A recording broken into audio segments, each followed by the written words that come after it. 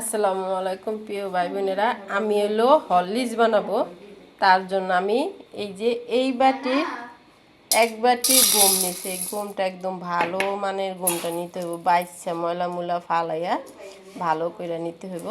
তা আমি এই বাটির এক বাটি গম নিছি, আর এক বাটি ভুট্টা নিছি, আর এক বাটি এই বাটিরই এক বাটি ছোলা বুট নিছি। আমি তিনটা একদম সামান্য বাটিটা মাইপা মাইপা নিছি, কেনটা এক রকম করে নিছি।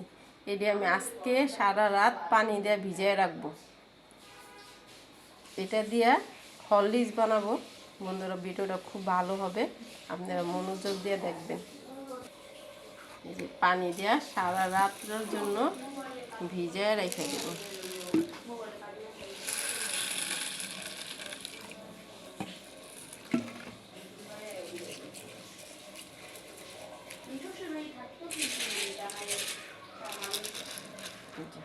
সারা রাত থাকবে এখানে।